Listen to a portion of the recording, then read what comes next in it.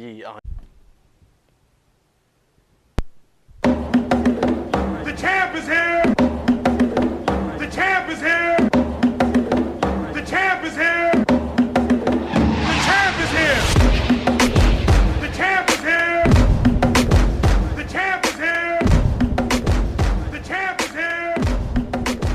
The champ is here! One lesson before your first ever podcast, don't eat pizza. The champ is here! pizza's good anytime, buddy. I know pizza's good anytime, but not before a podcast. Not before you start falling asleep. That Jadakiss beat, though, still hard today. Still hard.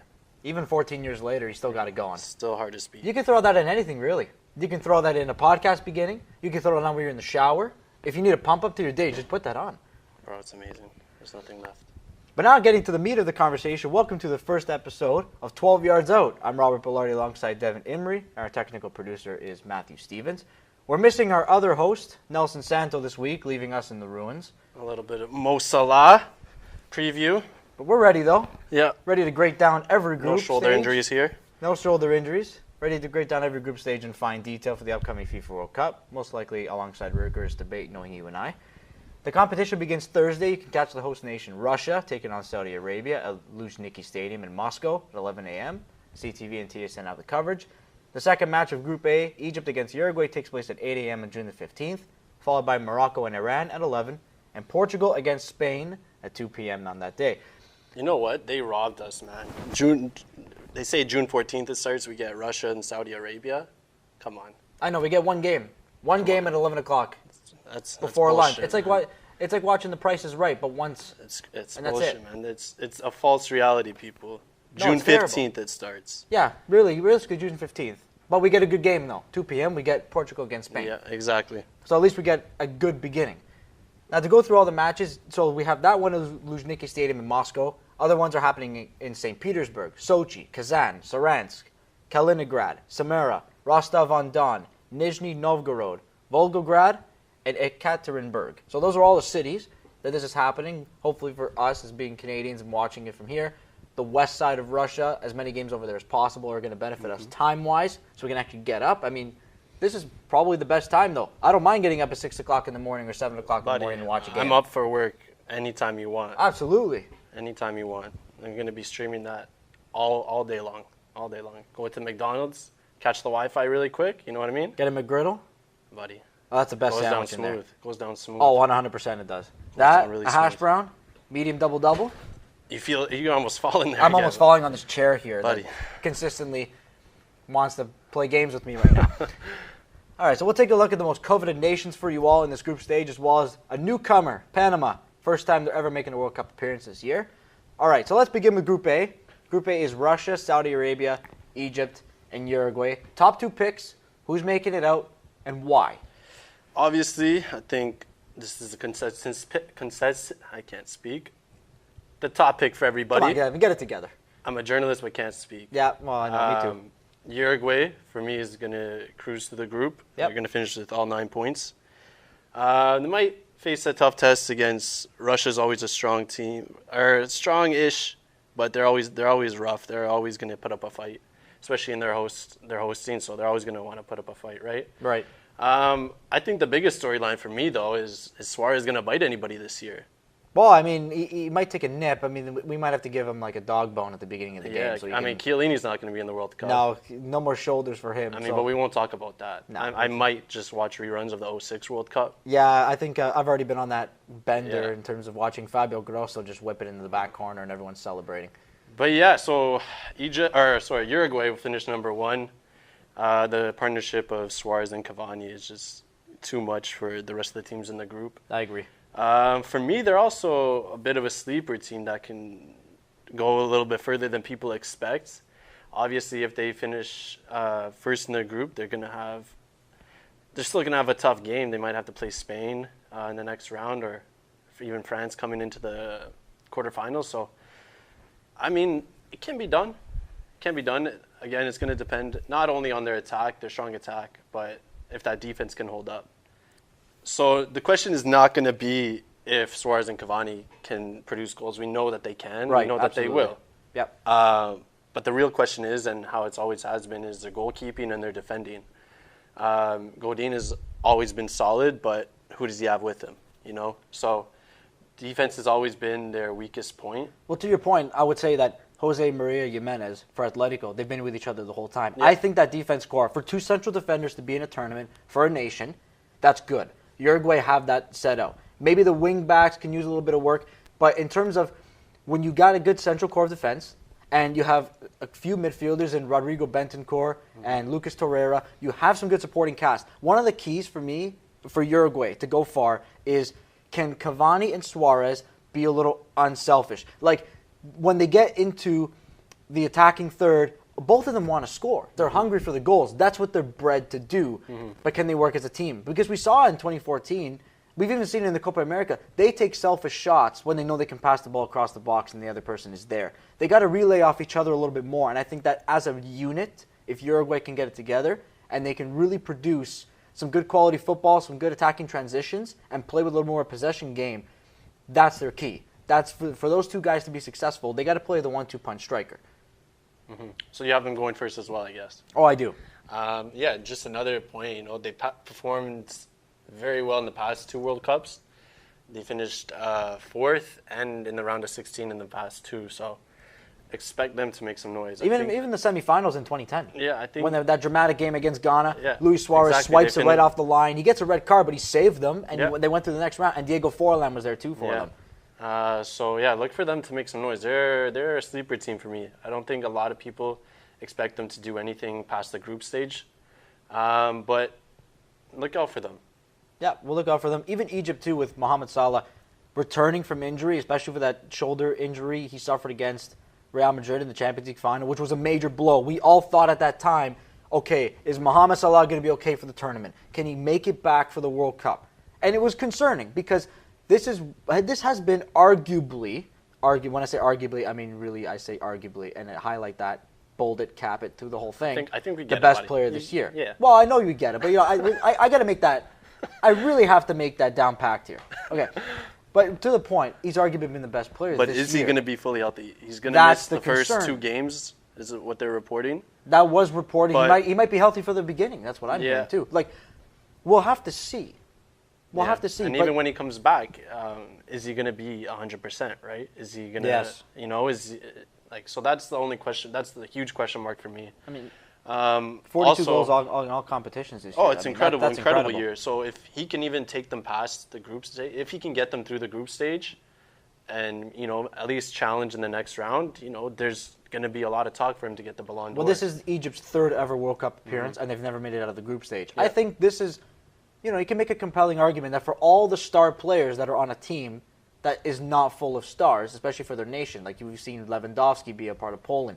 We're now seeing Sadio Mane being part of Senegal, so that's star players on. I don't want to be too disrespectful, but an average team. Salah really stands out. Look out for Senegal. We'll get to that, but we'll get to that a little later on. Look out for Senegal. But can he propel them? I mean, he said this past week, and he's feeling better in their first match feeling better for the first match against Uruguay. Sorry to interrupt. Yeah, go for it. El Neni for me will also have to have a good tournament. Yes. For them. Obviously, not the greatest players. So you can ask Arsenal fans about that.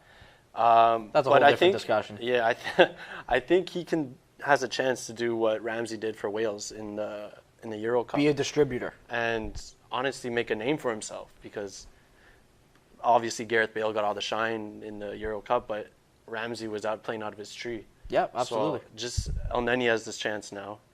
And we also have history on the making here for Egypt. Maybe a lot of people don't know this, but their goalkeeper, Essam El Hadari, he is set to break history and become the oldest goalkeeper and oldest player. He's 45 years old in 5 months. He would break the record that was previously held by Mondragon. That was the Colombian goalie that came on for David Ospina. That's a little bit of a tongue twister. You did well, but you did well. Sometimes it's tough to pronounce these soccer players' names. So who do you have coming second? You have Egypt? I have Egypt. And I will take Egypt for this sole reason, and this is why I'm not taking Russia. Euro 2008, they put on a clinic. They were amazing. Russia had a good team. They had a good vertebrae within that year. Andriy Arshavin and Roman Pavlyuchenko proved themselves. They earned themselves transfers to the Premier League not too long after the Euro, right? So they had that. Ever since then, 2010 they didn't qualify. 2012 Euro out in the group stage. 2014 out in the group stage. This is different. 2016 Euro out in the group stage. This is different though. I don't think so. Like South Africa was the only team that hosted that to not make I know it South out. Africa was the only ones, but it's not a tough group for them to do well in. I think. Like this particular Russia team, they've been solely relying on the hopes from Igor Akinfeev to Alan Zagoev for this entire time, and they have not made the effort to leave Russia to advance themselves in their career.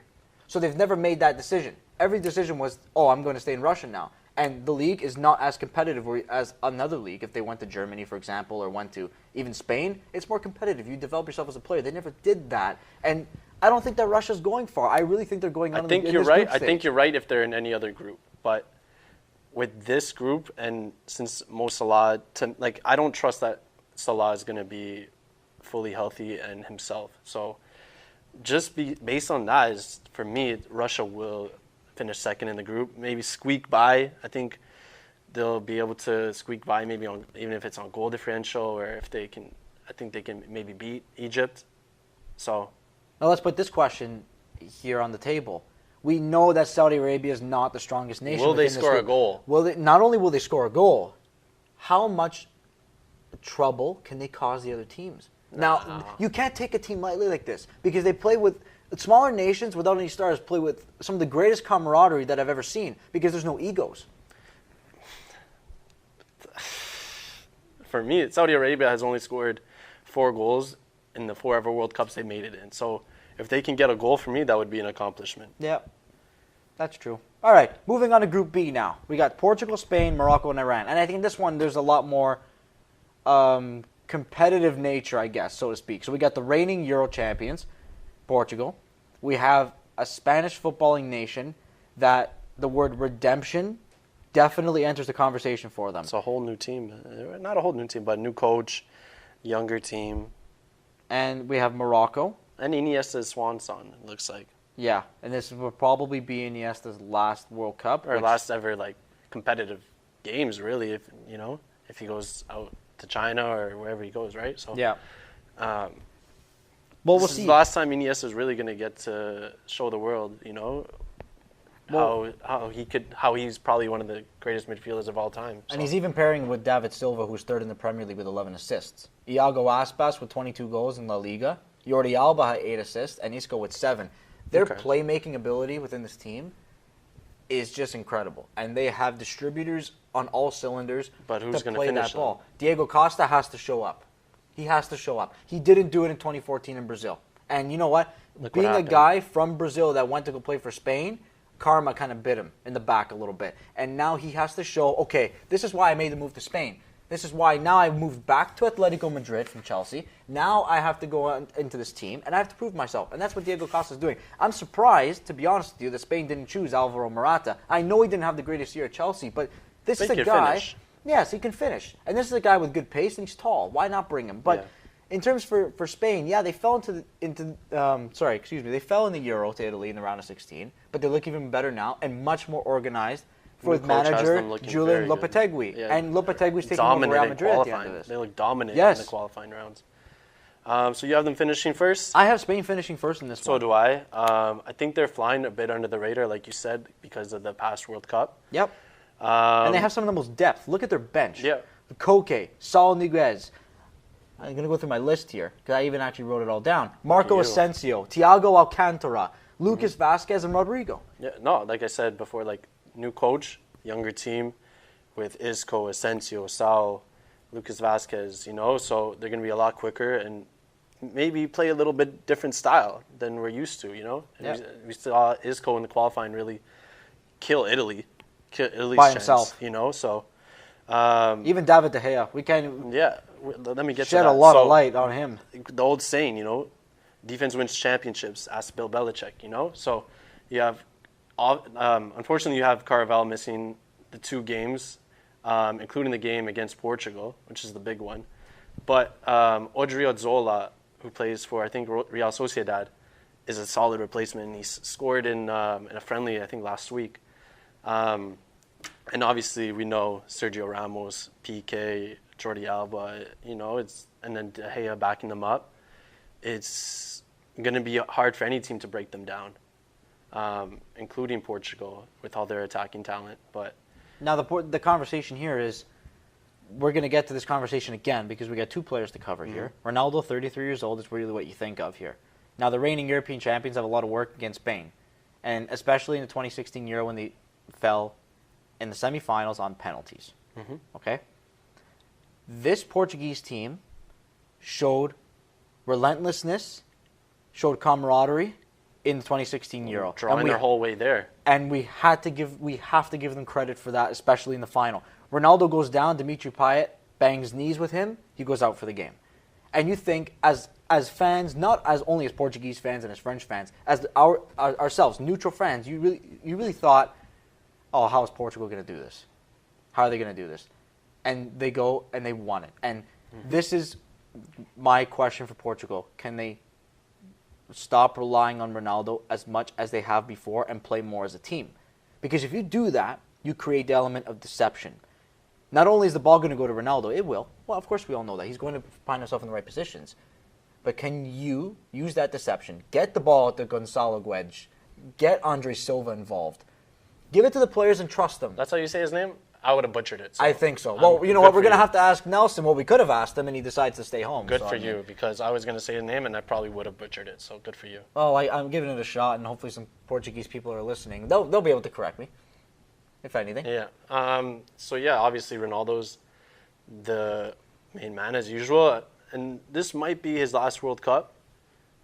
I don't think he's going to play in the next one when he's 37. I think that's a bit of a reach.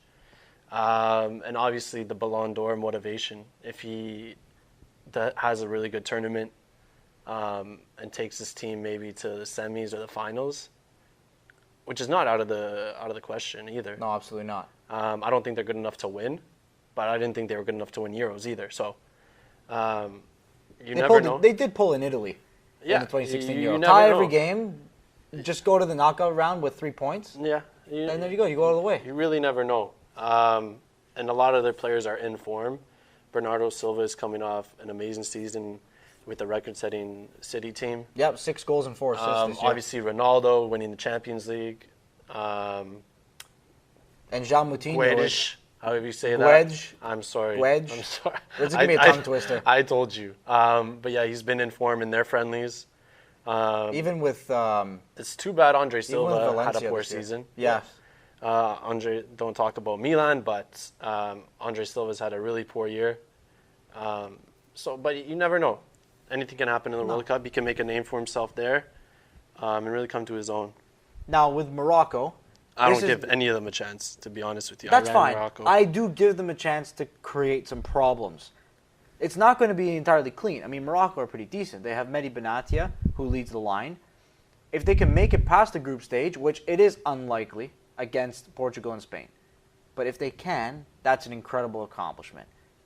And look, they can definitely beat Iran. Iran are the team. I hope so. Iran are the team that if Morocco needs 3 points, that's who they're going to have to beat. And that's a must-win. I think the big storyline out of this group is who's going to finish first and second. And I think it might come down to goal differential. So those games against Iran and Morocco are going to matter a lot. But I do have Spain first, Portugal second, with Spain meeting Uruguay in the next round. Yeah, well, the last time that Morocco made it out of the group stage, they lost to West Germany 1-0. Mm-hmm. And they've been to the World Cup 4 times. Yeah. Well, so we'll see. We'll end up seeing an Iran. They held off Argentina for almost 90 minutes in 2014 World Cup, and then Lionel Messi decides to express his brilliance with a beautiful finesse shot curling into the bottom corner, and you just saw the reaction from every single Iran player in that World Cup, and you kind of fell for them. Like, they dropped to the ground, and they knew that was it. They were not going to go anywhere. They're not going to score. Well, you never know. They can surprise people. I mean, the striker Sardar Azmoun is the best player. He's got 23 goals and 31 appearances for the nation. He's 23 years old. Yeah. I'm sorry. I just don't. Well, their goalkeeper too, Alireza Birinvand, and if I'm saying all these names right, he's 6'5". He wasn't there in the last World Cup, so we have to see how he it's a big boy. He fares out. Yeah, big boy. Sounds like the name of a Greek god too. Yeah, you're 6'5" on a good day. On a good day. I'm 6'7" when I hit the basketball court, in my mind. Hey, When I'm I haven't playing. had many good days, though. Yeah, I So don't know. here Good we days go. are very hard to come by. But today's a good day over here. I mean, it's like, what, 27? That's 28? not bad, bro. I could barely breathe out there. Can't complain. Okay, Group C. Okay, France, Peru. Yeah, France, Peru, Denmark, Australia. I like the French. We had an injury scare almost today that Kylian Mbappe went down in injury, and he said, I'm fine. So I don't think there's too much of a concern there. Hopefully not. Apparently it was an ankle problem. Antoine Griezmann, Ousmane Dembele. Two good players leading the front line. N'Golo Kante, Blaise Matuidi, Paul Pogba in the midfield. That's all good. But I think Paul Pogba has had a very rocky year at Manchester United. Mm-hmm. All the speculation about leaving, speculation about problems with Jose Mourinho, speculation this, speculation that. So many things surrounding Paul Pogba. You kind of feel that he's kind of due for good performances in this World Cup. What are your expectations for them? France to win the group. My expectation Hold for on, the tournament, for France is to go very far. What's the world's expectation for them? Probably to go To win? You think maybe? A win might be a stretch, but maybe semifinals. They have a team to make the semifinals. Some say their bench can win the World Cup. Yeah, their bench, You know what their I mean? depth is amazing. Benjamin Mendy, Lucas Hernandez, Presnel Kimpembe, Nabil Yeah. Fekir, Florent Thauvin. Good guys. And then there's guys on standby. Alexandre Lacazette, Anthony Martial, Kingsley Coman, Wissam Ben Yedder. How many more? I think The talent is amazing here. I think those huge expectations are going to kill them, and I expect them to win the group 100%. But I don't. I think they're going to. For me, they're going to be one of the biggest flops of the tournament. Obviously, very deep team. Mbappe, Dembele can have a coming out party. And they need to exercise some of those Euro demons, right? They probably want to meet Portugal in the finals. Yeah, If it was up to them. they would definitely want the revenge. Absolutely. But they have big problems, I find. Their defense can be really shaky at times. They didn't take Koscielny. Well, he did get injured anyway, yeah, so he was out. He could have been that experience and that rock and that leader. And now who's their leader? Rafael Pogba? Varane's not ready to be a leader. You know, they don't. In my they, eyes, he's they not have, ready. They have beautiful young talent, but there's no leader. And if you're No. expecting Pogba to be your leader, then you're gonna have problems. Pogba, even as a distributor within the midfield, he's not that kind of player. No, and- Pogba's the guy that you give him the ball and he fires a rocket towards the goal, or he gets in the right area, heads it in. They don't have a facilitator in the midfield. Blaise Matuidi and N'Golo Kante are box-to-box engines. You can have that. That is amazing because that's what you really need in World Cups. But you need to have a facilitator beside you. Pogba's not that facilitator. They might have to drop Payet deeper, but that takes away from a lot of his game, his goal scoring ability, right? So yeah, like it's hard for me to say. Like I think any loss before the semis can be looked at as a huge disappointment for this team. Yes, I agree with you there on that point. And I think, for me, like I can see them getting through the round of 16, and then I have it as Uruguay beating Spain, which is not a popular opinion, but I really feel strongly about Uruguay this year. And then I also have Uruguay beating France in the quarterfinals, and I think that would be a huge disappointment for French fans, you know. So I believe, like I said, they're going to finish first in the group. Who's coming second? For me, I struggled a lot with this one because I think any of the other three teams have the team to do it. But I think Peru's gonna surprise. Really? Yeah. Peru? Why? They got the reinstatement of their captain Paulo Guerrero, and he looked amazing in that friendly, scoring 2 goals. They finished the hardest, I think, qualifying in years in South America. It was insane, with Argentina barely making it through, Chile not even qualifying, Colombia qualifying by 1 point. So, and they finished the strongest. They had 5 wins, 4 draws, and only 1 loss in the last 10 qualifiers. So I think they're coming in with a lot of strength, and that reinstatement of their captain is going to be huge for them. You know, this is their first World Cup appearance since '82, so I think they're going to want to make a huge statement in this one. I'll give you mine. Okay? He's from Middelfart, Denmark, and his middle name, if I'm even saying this right, is Daneman. You know who this is? I have no idea. Christian Eriksen. And this is why I think that Denmark is going You through. had to bring it's Tottenham players. I needed to give you a good introduction. Tottenham players. Okay, you can hate Tottenham as much as you like. I don't hate them, but I hate their players because they don't do anything. Hate their players as much as you like. This guy's a leader. And what he's done for Tottenham that, in past years has not been the greatest team. They've always been overlooked. Okay, maybe not saying the greatest team, but they've always been overlooked in the Premier League. He's taken them to new heights. He's bringing them a very competitive attitude. Even though this is their 5th appearance, Denmark, I like this team. They got Kasper Schmeichel in goal. Pretty good goalie. He's not as good as his father, Peter. Not yet. And I think he has the potential to get there. But he was with that winning Leicester City team when they won the Premier League. Andreas Christensen is a pretty good defender. He shows flashes of potential with Chelsea. He's only 22. Lord Bentner, I'm sorry you couldn't be there. You missed the memo. Poor guy. It's going to be a shame. Man. It is a bit of a shame. All the memes. But do you remember the name Michael Crondelli? Does that come to mind? Okay, he's here again. I don't think it brings me good memories. He scored the goal for Denmark, defeating the Netherlands in the Euro 2012. Shocker game. Other strikers, Yusuf Poulsen, who plays for Leipzig, and Kasper Dolberg, who plays for Ajax. I like these guys. I like them. I think that they can get out of the group stage. I mean, Australia has not done all that well in World Cups as of lately. I mean, they did make it out of the group stage. Tim Cahill on that team? I think so. Jesus Christ. I think so. Millwall, they're going to have a representative, eh? Oh, 100% they are. Oh, 100% they are. But I like this Denmark team. I think that they're being overlooked. Yeah. Everyone's saying, oh, Peru can be a shocker. Peru can be a shocker. But when teams are not spoken of as highly as others, they fly under the radar, there's not as much pressure, and they go on and win. The Washington Capitals can be a prime example of that. No one was really talking about them all year. Everyone was always overlooking them, and the expectations were the same. Oh, they're just going to lose in the second round. Or, oh, I don't know, I don't think they're going to be all that good, and Braden Holtby's shaky, and no, Ovechkin can't win a Stanley Cup with Washington. No, he's got to leave. And then what ends up happening? They win the Cup. And look, I'm not saying Denmark are going all the way.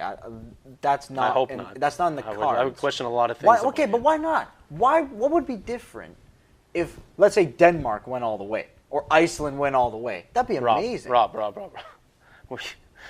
Where are you going with this, man? That doesn't make sense, man. Denmark has no chance. I'm not saying they have a chance, but I'm just saying what you're saying you wouldn't like that. Well, what if it did happen? That's all I'm trying to say to you. What if it did happen? They're going to struggle to get out of this group. They are going to fight hard. I don't think they're going to struggle to get out of this group. I think they're going to make it out of this group. They're going to finish second. With 6 points, they're going to beat Peru, or 5-6 points, yeah. Because I can see Peru tying Australia and bottling it.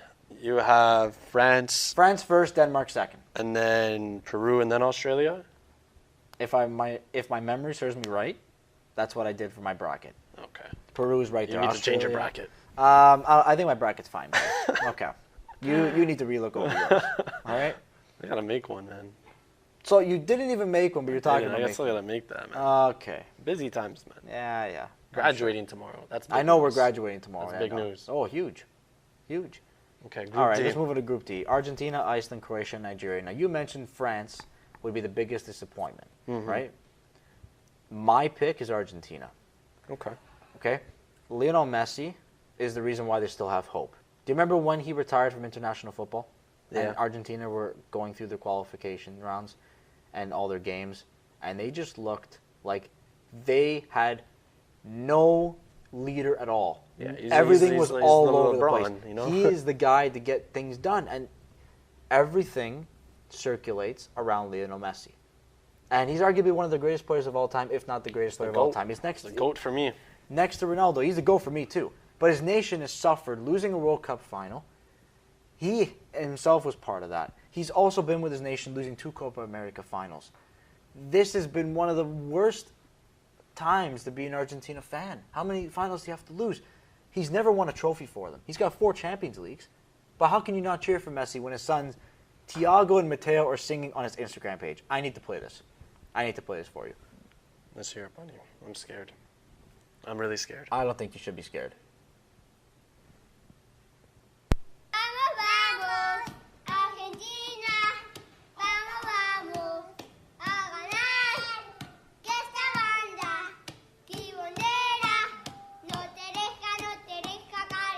That's cute. I mean, I have a better voice. I'm just saying. I disagree with that. just I've saying. heard you sing. Voice of an It's angel. not pleasant. Voice of an angel. I think I need to get. There's been times where I've considered going to the doctor and getting my hearing checked because I mean, it's a little bit much. That's just mean. Now Messi led La Liga 34 goals. He scored 4 goals the last World Cup. All of them came in the group stage. That's got to change. He has to come out in the knockout round. We know they're going to get there. He needs help. Sergio Aguero has to step up. He only scored 21 goals this year. Higuain with 16. A sleeper player to take to surprise a lot of people is Paulo Dybala. He had an amazing Will year. he play a lot though? I mean, I don't know if he would play and start. Messi but was you know saying what? like he doesn't get a lot of playing time because me and him are so similar. So it's hard to put them both on the pitch at the same time. So. But if he comes We'll on see. and he starts scoring, he had 22 goals this year. He did. I mean, Sergio Romero's not in the World Cup due to knee injury. So this is the problem for Argentina.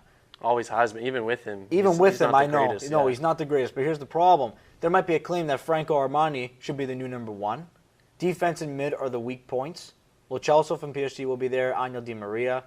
Can't run riot over along the wing anymore. You see Lucas it? Bilia is okay. Eva Banega, losing him is huge Yep. for that midfield. West Ham star Emmanuel Lanzini won't be there either. Huge. Another huge huge losses, loss. yep. Like, look, I get it. It's Dybala's breakout year. I get it. Like, the defense. Otamendi is going to struggle. Mascherano, what's he going to do? The last World Cup, Argentina had to play Marcos Rojo at left back, and he's naturally a central defender. They've always had to work around what they have and always put people out of position. Defensively, I don't know. I'm interested to see what Nicolas Tagliafico does and Federico Fazio. I think those are two guys that have the potential to look good in this World Cup. Tagliafico is a left back, so let's see if he actually starts. Let's see if he actually can play pretty well. Federico Fazio had a pretty good year with Rome. I think, yeah, he had a great year, So lots of questions for that, and lots of questions for the manager, Jorge Sampaoli. I don't disagree with you fully. Like they haven't been good. Their qualifying was atrocious. Yep.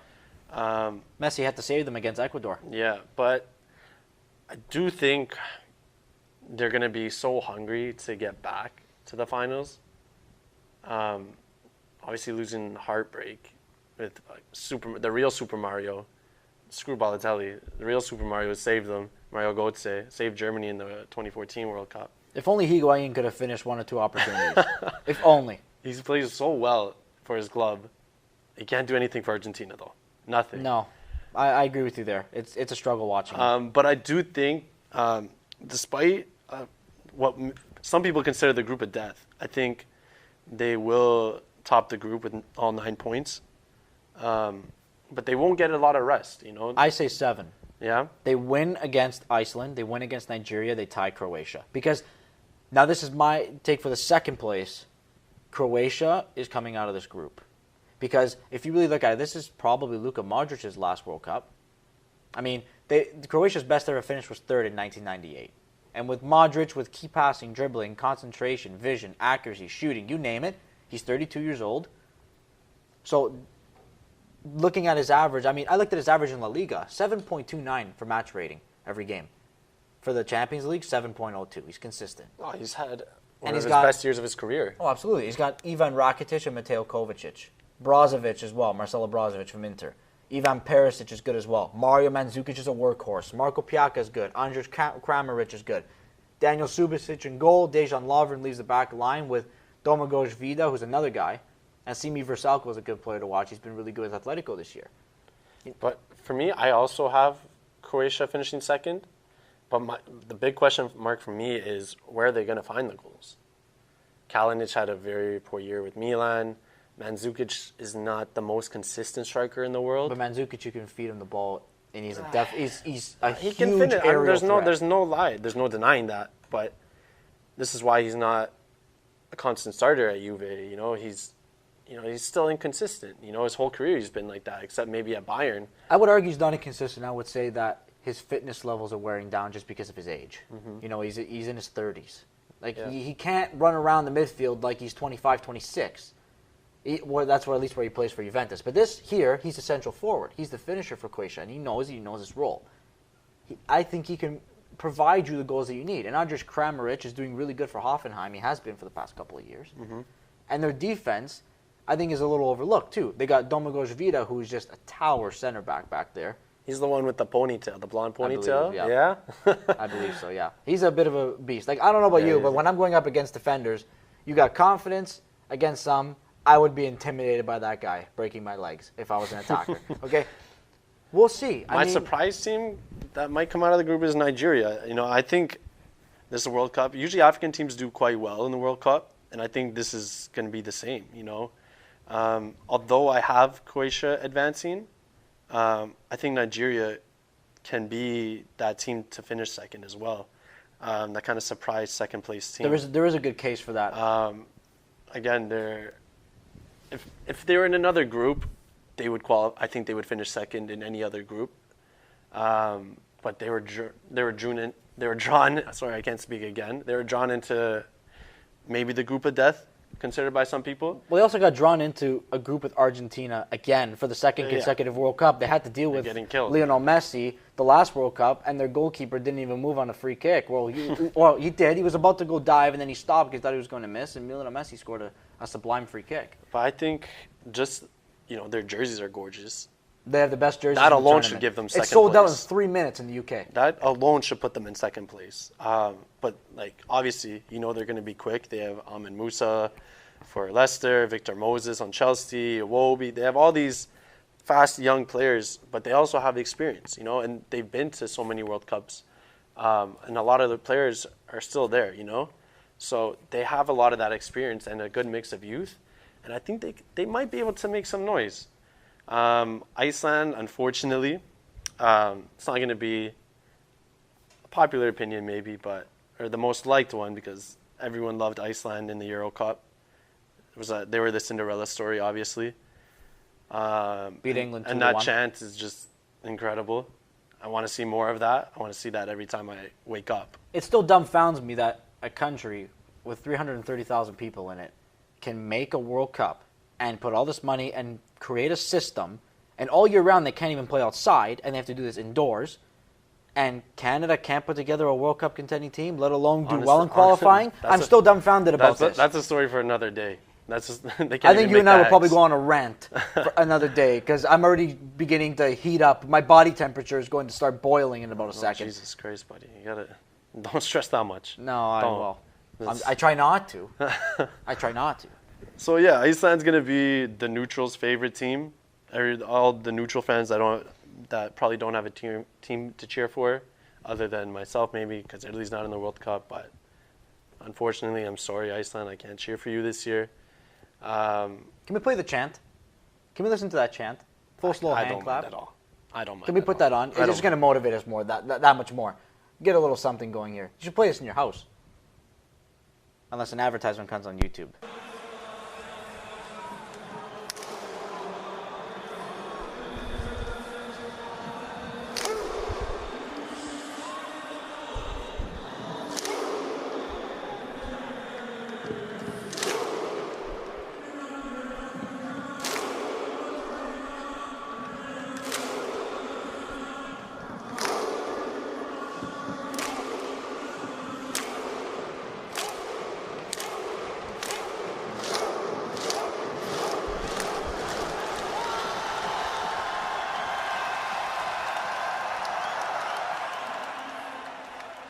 Oh, buddy. That is just incredible. That gets me excited. That gets me going. I'm pumped now.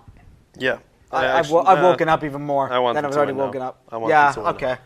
Okay, don't start changing opinions. All right. Group E.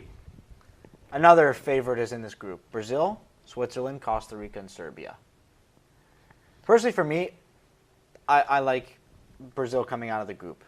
And it may be the obvious choice, but, you got to give us some backup and some reasoning. I mean, Gabriel Jesus went from painting the streets of Brazil to now being a star. Did you see that photo? In Manchester City. Yes, and he's right beside the wall, and he's got a paintbrush, and he's, the story behind that is just amazing of how you go from, being able to barely support yourself and your family to now being a star at Manchester City, and you're still in your early 20s. And Roberto Firmino are amazing, and what Brazil have struggled with in the past 2 World Cups is they have not had a number 9 when Ronaldo was around.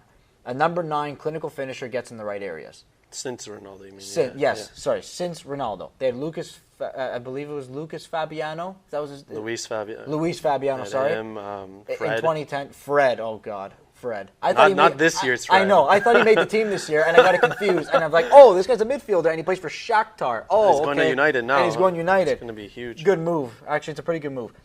You know what? They got 2 guys that have a potential to be a number 9, and they have a lot to show for in this tournament. And you know what? Neymar, of course. There's not going to be Dani Alves, so Danilo can probably fill the shoes. That's a big loss. It's a big loss, but I think Danilo can fill the shoes. Marcelo's always a threat, backing up in his defense and going forward. He may have to defend a little bit more. I think he's got to focus and prioritize that because Brazilian fullbacks are predominantly known for being attacking fullbacks. But if they're going to go far, just defend a little bit. Get back at times. And we have a shout-out, a little birthday to Felipe Coutinho today. It is his birthday.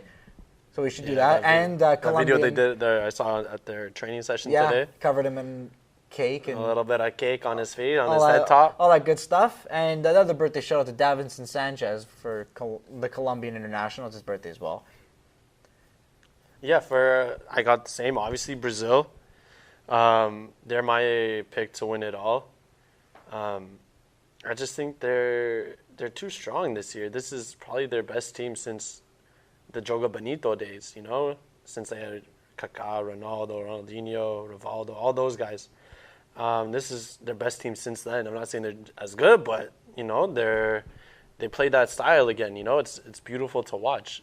And again, they dominated the South American qualifying, absolutely destroyed it. And Neymar looks to be fully healthy. He came on in their friendly game, scored a beautiful goal, and set up another. So he looks ready to go. Obviously, Dani Alves is a huge, huge loss for me. But I think this is Neymar's. I think this is going to be his claim to be the best player in the world after Ronaldo and Messi decide to hang it up. But I think a lot of it is going to. They got to exercise their demons as well, right? Obviously, when they hosted the last World Cup, they completely got embarrassed by Germany in the semis.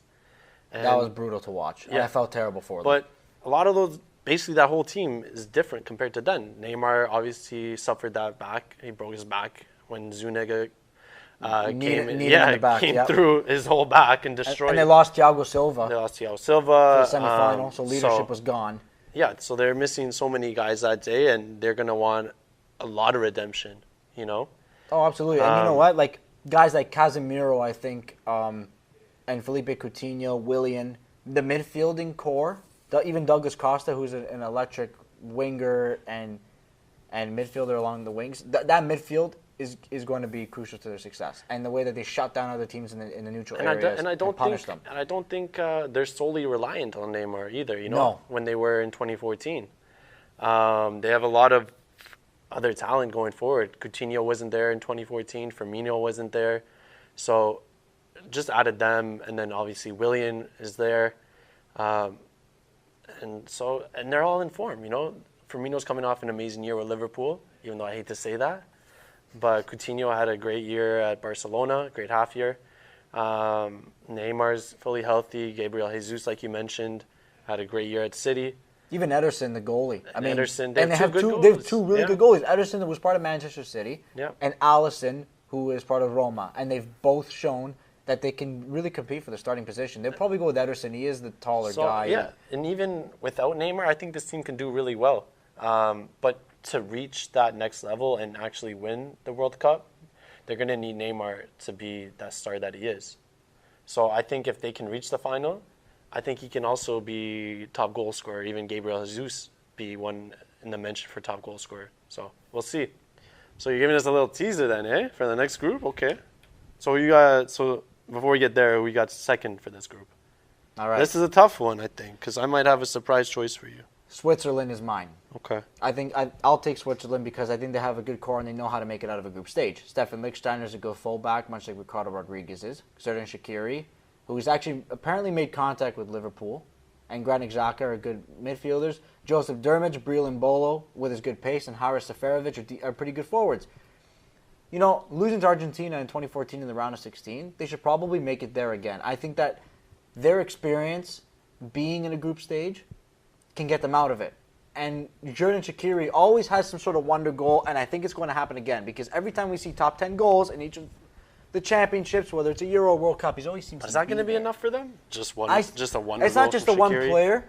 Even their goalie, Roman Burki's pretty decent, and he's had a decent year at Dortmund. He struggled at times, but I think with this World Cup, I think he can get it together. I like them coming out of this group. It's going to be a tough challenge because you have Costa Rica, who made it out of the group stage the last World Cup above Italy and England, and then there's also Serbia, who had Milinkovic-Savic, who was a really good player with Lazio this year.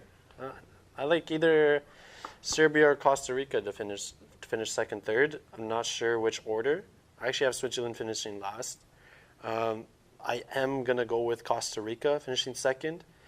It's tough for me because when you're the underdog like they were in 2014, you're not expected of anything. Teams take you lightly. There's not a lot of film on you. You don't know how some players play. Nobody knew Brian Ruiz and Joel Campbell were going to be stars, and Keylor Navas was going to be stars. And he earned himself a move to Real Madrid. Exactly, after that penalty shootout in the round of 16 there. But, yeah, I have Costa Rica going through. They finished second in the CONCACAF qualifying, and they've probably put themselves as a permanent number 2 spot behind Mexico in CONCACAF, above the U.S. So they're no longer flying on the radar.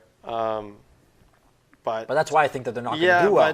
That's why I think they're not doing well. In 2014, they were in the group of death, and they beat Italy, or they beat England, and they drew Italy, correct? Or they beat Italy? They beat Italy. They beat Italy, right? So almost all those players are returning, So I think Keylor Navas is going to carry them. He's been shaky with Real Madrid, but he's still their number 1. He's still a top goalkeeper. I think Brian Ruiz can still do it for them. I think Joel Campbell, obviously, he made the move to Arsenal after the World Cup and didn't do anything. And now he's in Spain, but I think they could still carry them past the group stages. Serbia, again, there's something inside of me that's telling me Serbia is going to finish second. Complete underdogs in this group. Nobody, I think, is really giving them a And they're fairly shot, young. Not a lot of them are old. Maybe Ivanovic, but aside from that, and Kolarov as wing backs. They have a really decent team. They have a really decent team. They can be competitive. Yeah. They can't cause problems. I'm not disagreeing with you there. This is a very difficult group to predict as it is. We can all say Brazil's going to finish first because that looks like the obvious on paper because of the names, the quality of play, their history within the championship. The World Cup.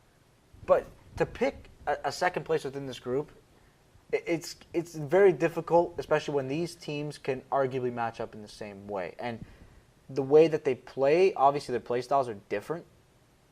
But to pick a secondary winner is tough. But you know what? We'll have to see. Really tough. We'll have to see. It's just like this group right here. Now we'll move on to Group F. Germany, Mexico, South Korea, and Sweden.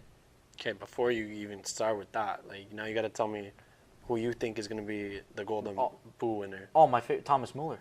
Thomas Muller. Oh, absolutely. Okay. He's averaged 5 goals. I thought you were going to say maybe Timo Werner. Oh, he's up there. He's up there for sure. So, okay, here's my take on Thomas Muller. 2010, he came into the World Cup, scored 5 goals. 2014, he scored 5 goals. He's the 3rd player ever to average 5 goals. Teofilo Cubillas, who is a Peruvian, and his teammate Miroslav Klose did the same. Muller ties another German international helmet run. The question is, can Muller score 6? I think, and we can even raise the bar. So? No, he's gotten a lot older, man. I don't know if he can score 6, but he's always in the right position, and that will always soar above your pace and your ability to run around the defenders. If you're always in the right spot, actually, that was a little contradictory. Ability to run around the defenders. That's how you get into position. Yeah, okay, good one, Rob. But. Such a bean, man. Yeah, Such a bean. I don't know. Sometimes Still the biggest I have a there good is, moment or two, every once in a while. But to have a guy like Thomas Muller with the experience. Look, Germany, can create 4 teams, in my opinion, and they can all reach each other in the semifinals. Also, the biggest That's how snub, good they are. The biggest snub of the World Cup for me was Leroy Sané. Yeah. Second in assists in the Premier League with 15, right behind Kevin De Bruyne. And that shows how deep this nation is. They won the Confederations Cup with their C team, with Julian Draxler leading the line in 2017. These guys just have it all. And one of the other surprises for me, aside from your obvious, like Jerome Boateng obviously is going to come to play, Mats Hummels, Toni Kroos, Sami Khedira, 2 guys, okay? And aside from Manuel Neuer as well. This is Marco Reus's first World Cup, right? Marco Reus's first World Cup. About time, man. I know, about time. But so they won the World Cup when, I think it was Jurgen Klinsmann who said Marco Reus is Germany's best player at the time he said that in and Mario Götze held the jersey up for him when they won. And yeah, that too. They were teammates back then, and they are now. But well, it's funny. He said that Reus was the best German player, so they won the World Cup without their best player. Without their best player. So what does that say about That just shows how good. And now he's going to be there, and so who knows? Sorry, I almost cut you off before. Could you cut me off because I was rude? But Joshua Kimmich is another guy to look out for, and the right back. And the tie when Bayern Munich were playing Real Madrid, he scored 2 goals, both one at home and one away. And the way he plays has been incredible. And Timo Werner is another guy they watch out for Leipzig. But you're mentioning all these new players. And there's a few new players within the team, and that's Kimmich, fine because Werner, the system is still the Goretzka, same. Yeah. Leon Goretzka's another one, Mesut Ozil is obviously going to come around and play. I mean, he's one of the perennial playmakers, not only just for the German national team, but around the globe still, and he's always overlooked because we always think of guys like Luka Modric, for instance. Those are the first ones that come to mind. And Ilkay Gundogan as well, who's been a part of the City team. I think they have the best midfield in the tournament. Absolutely, they do. And this is why I think mentioned they're Werner a little bit. I think this could be a breakout for him. Germany hasn't had like a real goal scorer other than Müller, but I mean like a striker-wise since Klose. So can he be the future for them? This is going to be a big test for him. I love Timo Werner, and I really I hope that I hope and pray that Juventus pick up the phone and call Leipzig and ask for a transfer price and get it together. I think their phone might be broken, man. I don't know. I know the connection. I heard something. I don't know if they paid the phone bill. Too busy paying the refs, right? Okay, stop this now.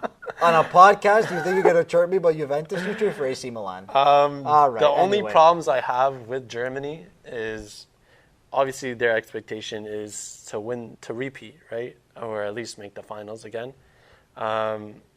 No team has repeated since Brazil in 1962. And 3 of the 4 previous defending World Cup champions have exited at the group stage. I don't think that's going to happen this year. I don't think Germany's coming out of the group stage. I remember that. Italy in 2010, Spain 2014. So I don't think they're going to – I think they're going to make it out of the group 100%. But so it's gonna be a tough task for them to repeat. Everyone's going to be gunning for them. And another question mark is Neuer's health. Is he going to be the same as he was before the injury? Even if Neuer's not, he didn't play a game this whole season. Even if he's not entirely healthy, they still have Marc-Andre Ter Stegen. They do. And I think he's still a really good goalie, and he can still do damage. But Neuer is arguably the best keeper in the world, and he does take them to that other level. You know what I mean? That those other keepers cannot. Yes. Obviously, that's probably one of their. They have 3 good goalkeepers. 4, they left Leno at home. So, well, they've also been to 8 World Cup finals. That's a record. Yep. They've come out victorious 4 times, so they're 4-4 in a World Cup final. So I think the real question is not who's going to finish first, but who's going to finish second in this group. I've taken Mexico. Yeah, so do I. I take Mexico. 16th World Cup. The best finishes were when they hosted the tournament in 1970 and 1986. They made the quarterfinals that year. And Guillermo Ochoa, still an agile keeper, he comes up with good stops. The attention is obviously going to surround, Javier Hernandez or Chicharito. Carlos Vela should lead the line in attack. There were some of their best players are Hector Herrera, who plays for Porto. He was a part of the team that won the league this season. Don't forget about the FIFA legend, Hervin Lozano. Everybody's favorite. He's amazing. Everybody's favorite ultimate team player. He's a star at PSV Eindhoven. Star. And his nickname is Chucky. He's 22. That's disturbing. I'm going to have nightmares now. Okay. Thank you. Yeah, I don't think you're going to have nightmares. Thank you. Mexico for me. And also, as an Italian, I want to see Sweden I don't want to see Sweden anywhere near the World Cup. No, nor do I. And South I'll Korea. admit it. We won't talk about the O2 World Cup. No. South Korea that can. doesn't come into conversation. You know, so. But I don't think Hyunmin's son can lead his nation past this group stage, not by himself. No, and you know, I don't want to see them anywhere near it. We won't even talk about O2 because that's a nightmare in itself. No, we don't have to talk about O2. But some of the things that are pretty interesting is Carlos Salcido, who plays for the Mexican national team, won the German Cup with Eintracht Frankfurt this year. And being a part of a winning team, in my eyes, will always give you an edge and the experience of, you know, handling your nerves. How do you handle yourself when there's a competition that is not when there's knockout rounds and there's 2-leg ties? How do you handle yourself analyzing another team? And like I mentioned before, they're looking at video because the World Cup is arguably one of the hardest competitions in the world. It's very similar to tennis. 1 game knockouts, and for tennis 1 match. But these types of tournaments are so difficult mentally.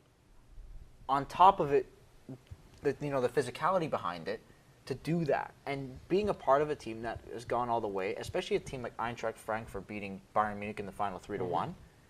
Not only that, they won the this guy's I'm falling on this chair. I can't even slow. lean back and relax and talk to you. I have to be into the conversation more so than I normally am. I'm a mess today. This is a looks disaster. good, but he's a mess. Yeah, today I'm a little dressed up. Who's watching? So not only that, but Mexico won the CONCACAF qualifying, only conceding 1 goal in all of qualifying. You know, that's incredible. A little bit of history. They've reached the quarterfinals in the past 6 World Cups. But they will, if they do finish second in this group and Brazil finish first, they will play Brazil in the next round. So, yeah, I mean, there's that. So that's have fun. You know, as much as we don't want to talk about Sweden, I mean, they do still have a pretty decent team. Like Emil Forsberg is good for another Leipzig. big snub on was Zlatan. You know, he obviously wanted to be at the World Cup, but the manager liked the style they were playing without him. And, you know, it's hard to disagree, you know, with a star player like Zlatan who demands the ball, demands the attention, right? It's hard for other players to be involved fully during the game, you know? So it's a team game at the end of the day. Yeah. And that's why I said before about Portugal. They can't solely rely on Ronaldo. But it works the same thing here. Sweden have always relied on Zlatan Ibrahimovic to do everything for them. They play as a team, it's a little bit better. Like, Emil Forsberg's been good for Leipzig. Great playmaker, he can orchestrate things. And if John Guidetti can get going and pressure the defenses with Ola Toivonen, they can cause problems for Mexico and South Korea here. yeah. All right, moving on. So Germany, Mexico, 100% for Germany, Mexico, 100% for me. I'm all in on those. you? Okay. I like them. I think Germany's going all the way, in my opinion. That's just me. You have them winning? I have them winning, yep. I want to see a Brazil-Germany final, personally. And Germany gets revenge? You mean Brazil gets revenge? No, Germany would get revenge. Brazil beat them in 2002 in the final. Yeah, but Germany beat them in 2014. Yeah, What do you mean yeah, 7-1? That's a lot bigger. Well, of course it's a lot bigger. That's a lot bigger. I know. Oh my Yeah, God. but I'm talking about a final. Don't Yeah. swear on the podcast. Hey, excuse me. But no, for Brazil, that would be the sweetest revenge is winning the World Cup against Germany, and I'm sure A revenge for the 7-1, I'm but sure. I would take the flip side on that, and I would say, well, Germany's going to get revenge for Brazil beating them in 2002. Yeah, well, nobody. There's 2 ways to look at Who was this. on that team in 2002? Oliver Kahn won the Golden Glove. I understand, but I mean on this team, on this current team, for both of them, nobody. No, of course nobody was. think- Unless you can play till unless 40 years bringing old and you close got the, to bringing and back. you have the fitness level of a cheetah. But, well, sure. So for them, I don't think they. I mean, I don't know if that's even a thought for them, but definitely 4 years ago, I think that's still weighing on Brazil's mind and their psyche. So we'll see. But, Yeah, we'll see what happens. moving forward to Group G, another really good group, and probably could be one of the best games of the tournament is the Belgium-England game. Yep. That's going to be the last game of the group. We have Belgium, Panama, Tunisia, and England. Who you got? Number 1. I still think Belgium win the group. I think that they have a lot to prove this tournament. And if they don't make it at least to the semifinals, I would say that this is the next team for a disappointment. Yeah, setup. me too. I agree. You know, when Mark Wilmots was taking over, or sorry, not when he was taking over, when he was the coach, okay, their system looked flawed. They looked very disorganized. They were not in the right mindset with him. Roberto Martinez is a good manager. When he was coaching Wigan Athletic, he kept a team of average players afloat in the Premier League. Yeah. He did a really good job. And with Thierry Henry as the second assistant manager, and you have that World Cup winning experience, you have that depth within and especially with, like you mentioned before about a psyche. I think Thierry Henry provides one of the best psyche because he's been to 2 finals. He knows what it's like to get there in the tournament. He's won a Euro, so why not? They have a good team. But here's the problem that I have: is Roberto Martinez says a hobbling Eden Hazard is nothing to worry about. Of course it is. That's your best player. Of course, it's something to worry about. Like, is it a serious though? Is it serious? Not that I read that it was. Obviously, not serious, the manager is not going to say. The manager won't say it's a serious injury. Obviously, wouldn't say that. No, he has to deflect that, and every manager would do so. Like, Yeah. even Mbappe saying, I'm fine today, well, we can still create the We'll see when speculation. the Now game- we'll have to see when yeah. the game turns out. Exactly. But Belgium, their best finish was 4th place in 86. And all these players here have not made it past the quarters. You know, Vincent Kompany, Jan Vertonghen, and Toby Alderweireld. On paper, good defenders. I think that's really weak for me. Like that's You one of think the so? biggest concerns for me is Maybe Vincent Kompany due to you his know age, a thrilling and mobility. attack, weak in the back. You know, like you mentioned, Alderweireld, Company, Vertonghen. Yeah. That's weak to me. You know, Company hasn't been playing a lot of football, and he's always injured. Who Yeah, knows? he's very injury prone. And I Alderweireld know. and Vertonghen's not solid for me. They're really not. No, they've been shaky for Tottenham. Like I said before, I hate Tottenham players because they never do I was anything about to- outside of Tottenham. Yeah, I know. Yeah. But yeah, for me, they're really weak at the back. Obviously, De Bruyne, like halfway through the season, you could make the case for Ballon d'Or. Well, you but, definitely could. 16 assists. Yeah, You led- incredible you led- this year. Yeah, you led the entire Premier League in Incredible. assists. Probably, you know, if it wasn't for Mo Salah having the year he did, he could have been the Premier League Player of the Year. One of the other concerns for me for this Belgium team is Yannick Ferrer Carrasco leaving Atletico to go and play in China. Mm-hmm. And we all know the answer to that question as to why he did it. Money talks. But why would you make that The move? same argument, you know, what's Close to weaker, the World MLS Cup. or China, right? But you can also make the argument that MLS is becoming a better league very slowly Yeah. because there's a lot of MLS players in this tournament. And it's like if Giovinco doesn't get picked for Italy because he's playing in the MLS, then why does Carrasco get picked for Belgium in the World Cup? It wasn't even World Cup for Giovinco; it was just qualifying. Well, no, matches, Carrasco, right? wait, Carrasco's playing in China. Hold on. Wait. Yeah, I know. Where are you going with this? No, but I'm saying why Belgium has a wealth of talent, attacking talent. This is their golden generation. Yeah, 100%. So if they don't win now, it's going to be another 100 years till they. I don't think they'll win. I don't think they'll have a shot of winning it again. And that's my opinion. So, I could definitely yeah, be wrong so- with that one. If the Belgian manager says it's okay for Carrasco to get picked as a player and he's playing in China, why is it different for Giovinco in Italy or for Conte to say any player playing in the MLS has retired from international play? You know, Yeah. so it's a little side note, I guess. Another concern for me with Belgium is Dries Mertens. Outstanding year at Napoli, Yeah, very playing outstanding in there. that false nine, but for Belgium, he doesn't get any playtime there, obviously, with Lukaku. And he'll get thrown out on the wing. Batshuayi, and he gets thrown out on the wing, and he's a lot less productive out there. Yeah, he can't essentially focus around beating that false nine and keeping possession of the ball as their team pushes up, much like it does for Napoli. He has to now be a distributor along the wing. And Lukaku in tournaments does not look like the same Lukaku we see in the Premier League. And it's a And very even in the big Premier League, he's difference. shaky. And in the Premier League, he's shaky.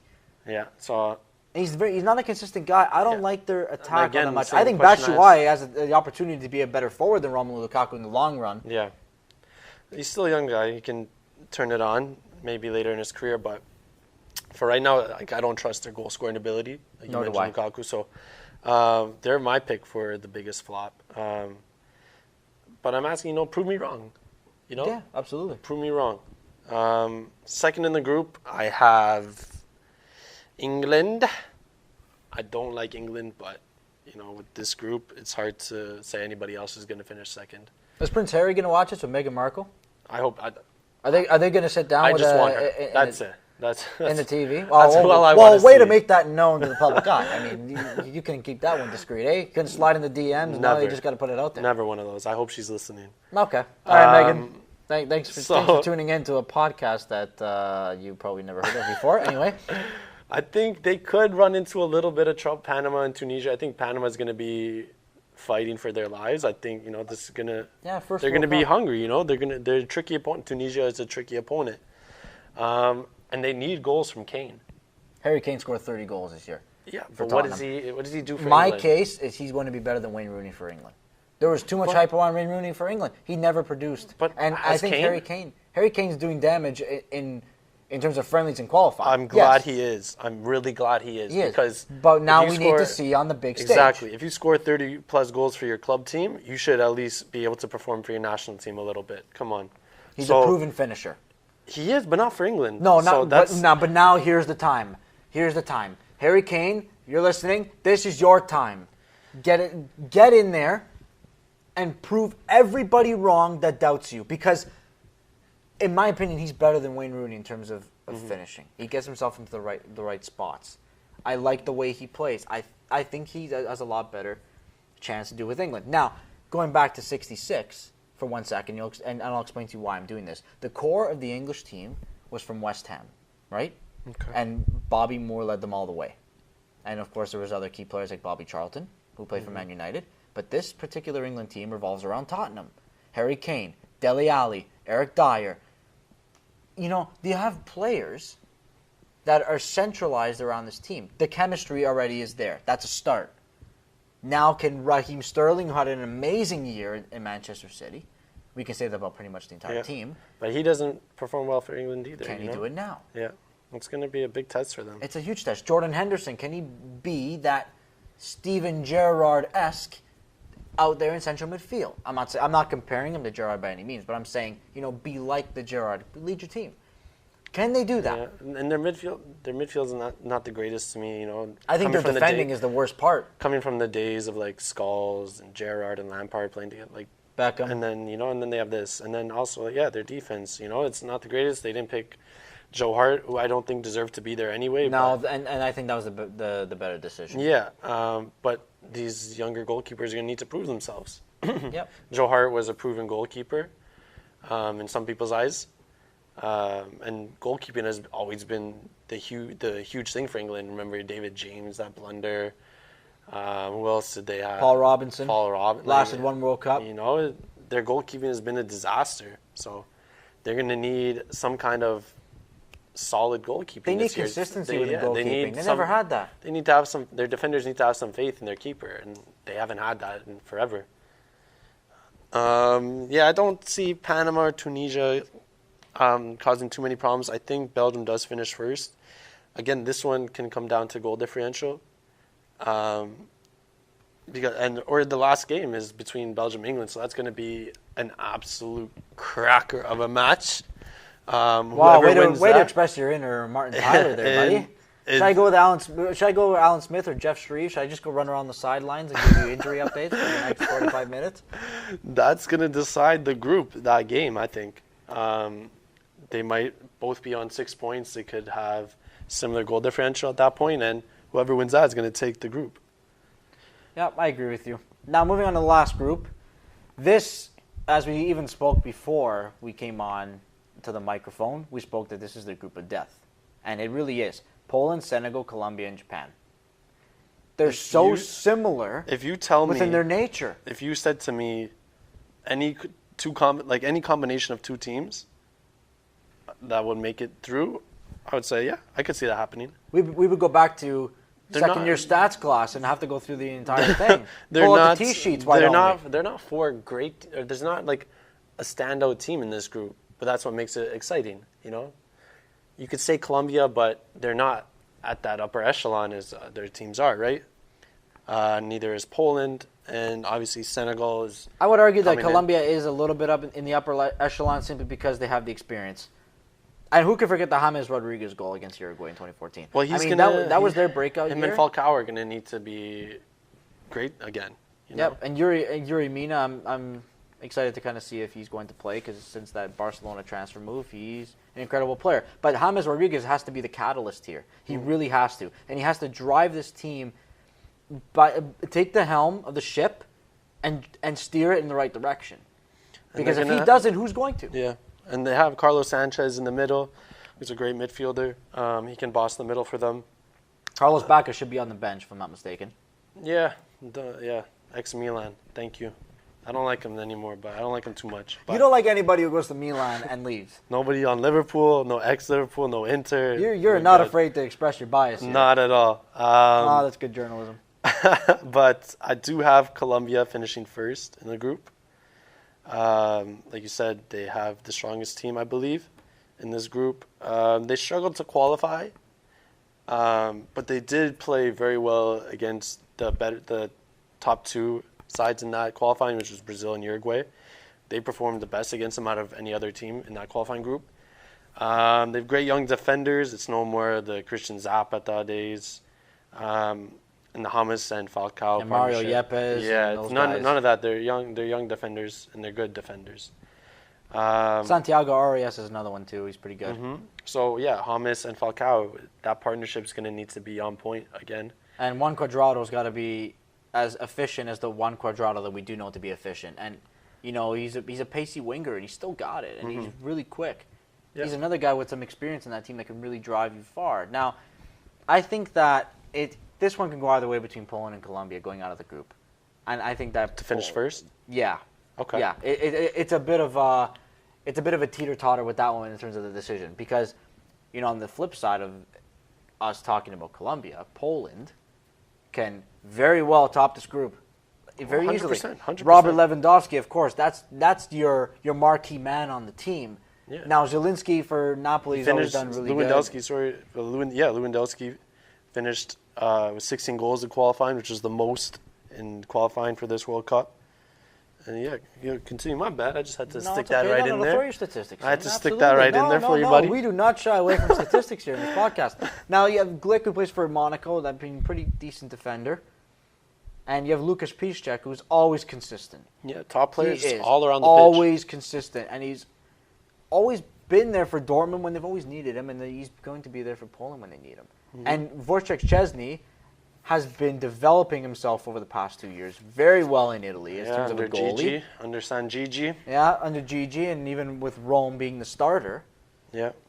What's the next step? This is the next step right now, is to showcase his talent on the world's biggest stage. Him and Fabianski share time during qualifying, but yeah, I do agree that Szczesny will get the starting job. Obviously, he didn't play a lot this year, and Fabianski has played more. But you know, I think Szczesny has a slight edge to start, and I think, like, for me, Poland is going to be one of the biggest surprises of the tournament, along with Uruguay. I second that one. I think they like can cause that. some I like noise. You Poland. know, like Lewandowski is, he doesn't need a lot. You know, he really doesn't need a lot. Too bad they don't have Jakub Blaszczykowski with that incredible... He is playing. He's on the Is side. he there? Yeah, he's okay, on I the love his list. incredible last name because it just so complex. They have good players all around the pitch. So I'm really excited to see them play. And like I said, Lewandowski just needs half a yard of space, or, you know, a decent delivery. Not even a good delivery, just a decent delivery. Anywhere around him, he can finish with his head, with both feet. He's incredible that way. Led Bayern, led Bundesliga again in goals. So I think he can be the top goal scorer of the tournament if Poland do go far. He'll have to carry them. What about Senegal? Because Senegal, even with, you know, if I'm saying his first name right, Kalidou Koulibaly. Oh, sorry to cut you off. No, go for it. For Lewandowski, just to continue on my point. No, go. Finish your point, sorry. Yeah, sorry about that. No, finish your point. But I think they will defeat. I think they'll finish second in this group. And then I think they can defeat Belgium in the round of 16 as well. That's where I have Belgium being the flop of the tournament. It's because I think Poland can upset them. And I think that would be a huge thing for them. Beating a top side like Belgium would be a huge accomplishment and something Polish fans would be okay with. Losing in the quarterfinals, I think that's respectable for them. They'd be happy. Yeah. So continue with Senegal, because I like Senegal as well. I like the fact that Sadio Mane is such a great competitor, and the way that he's played for Liverpool alongside the other two with Salah and Firmino, he always shows that he can be a reliable forward. When Salah went down in the Champions League final, he was there for Liverpool. He scored. And for Senegal, he's done some damage within the qualifying. I mean, and then just the way he plays, and that's, you know, your one forward that you have. And Kalidou Koulibaly is a pretty good center back. Rock, pretty good. He's That good. He's guy's been a amazing rock. for Napoli. And what gets me about him is you normally don't find central defenders with pace. that doesn't usually go hand in hand. You find more physically built central defenders. Or in Africa in general, you don't really find like top center backs. But no, you don't. And like I this said guy previously, I think Africa always does well in World Cups. But I just cracked my Achilles tendon there. I think I made a pop in the background. Yeah, so I think Africa teams can do really well in this tournament, like in past years, and having Koulibaly just bossing that whole back line, being that rock that he is for Napoli, and he should go to a bigger team.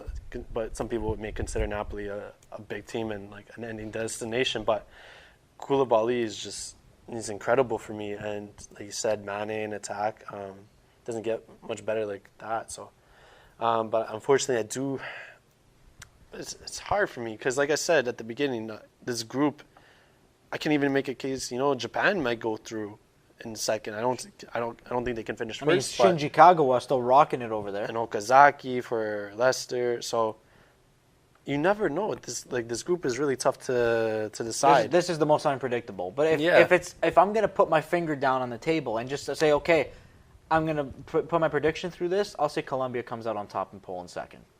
I agree, 100%. Just with the experience. I agree. But I think Senegal is going to be one of the most exciting teams at the tournament. Just based on their pace, and watching Mane at a World Cup will be incredible. But yeah, Colombia, Poland, for me as well.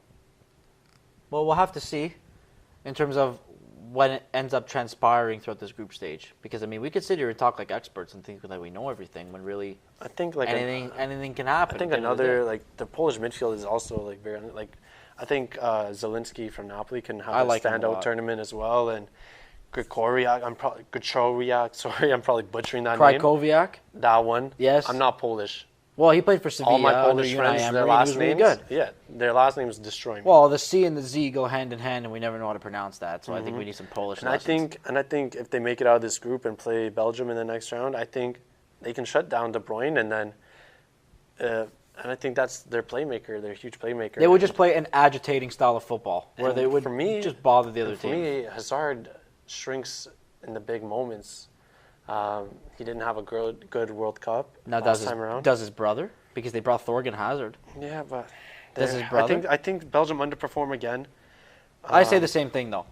I'm just raising the question, to stir some conversation. But I still think that Belgium are a flop, and I don't think that they are going very far. Mm-hmm. So you said it earlier, but why Germany?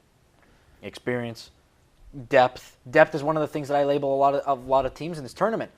Because it's not just Germany who have the depth. Every team that I've mentioned that I think is going to go very far has the depth. Germany, Spain, Brazil, France. Those are my top four to go to the semifinals. It's because of depth. And how Germany plays, and they've been to a semifinal at the very very minimum since 2002. No other team has ever done that at the consistent rate that Germany has done it. 2002 they lost in the final. 2006 they lost in the semis to Italy. 2010 lost the semis against Spain. 2014 they won it. And with that experience, and with Joachim Löw now being there at the helm, and he's done it now for 2 consistent tournaments, he does it for a third. Mm-hmm. This German team is almost unstoppable. The thing is if they go to the final, can they win it? Because like I said, they've been there 8 times. They've only won 4. Mm-hmm. They've lost the other 4. So part of you doesn't want them to win, to pass Italy either. That kind of eats away at me a little bit. They get 5 stars. We're still kind of stuck at 4. We're still in the developing process. Our guys don't want to get it together. And Federico Chiesa is running the pitch, which I actually like him a lot. But that's off the topic. But yeah, I think Germany with the depth, Brazil with the depth, Spain and France. The only thing that worries me about France is chemistry, as well as not having a facilitator like we mentioned before. Chemistry does worry me a little bit. I have seen them in some friendlies, and there are some shaky moments where they look like they don't know what to do. Yeah, and I don't feel they have a true leader on that team. And no. To advance in a World Cup, you need that. You need experience. You need someone to just say, I'm going to lead this team. Yeah. They don't have that. They really don't.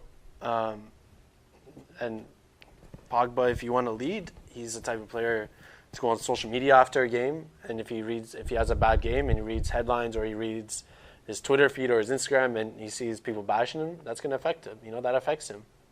And, you know, that could be a good thing. If he has a really good game and sees everybody praising him, it's going to motivate him, right? But I don't trust that team at all, even though boatloads of talent. But again, I wouldn't be surprised if they make it to the finals or semifinals, you know?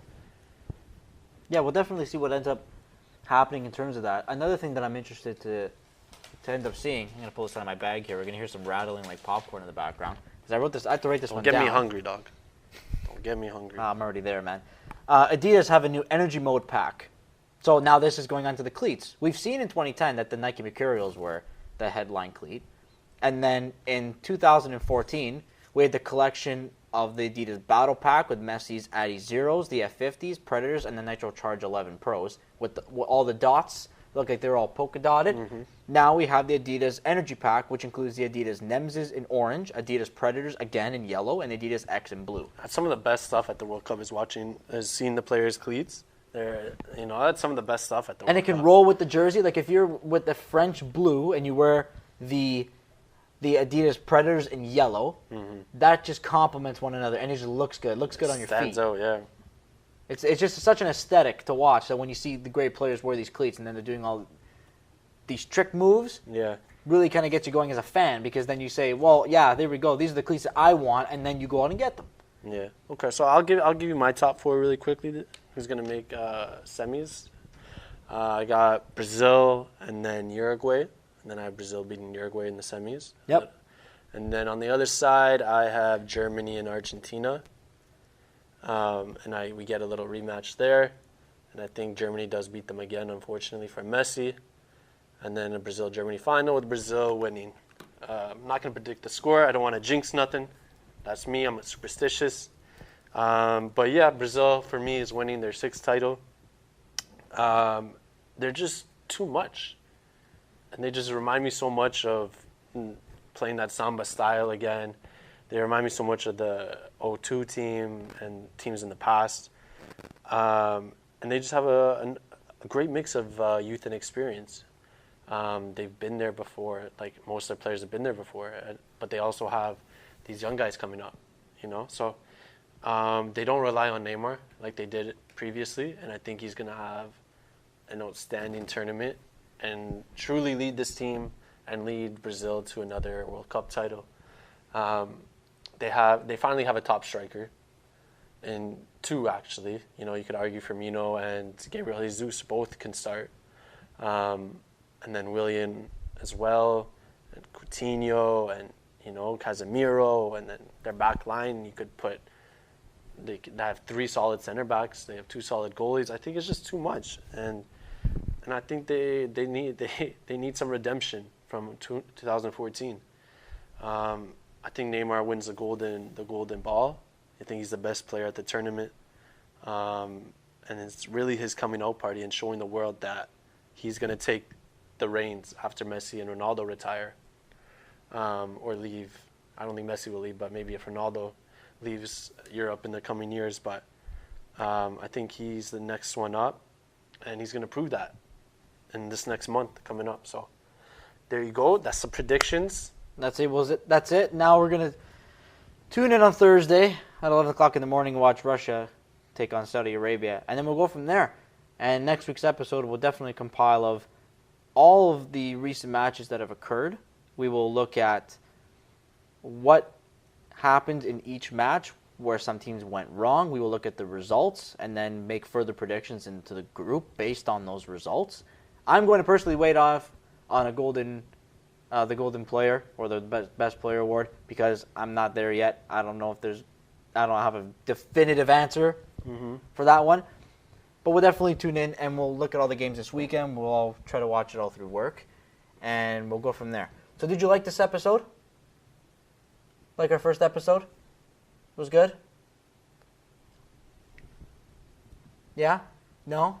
You're looking at me like I'm a weirdo? Because I did. And I like it like. Thank you for tuning in to the first episode of 12 Yards Out. I'm Robert Belardi again with Devon. I was on my way home. And our technical producer, Matthew Stevens. Thank you very much, guys. See you next week.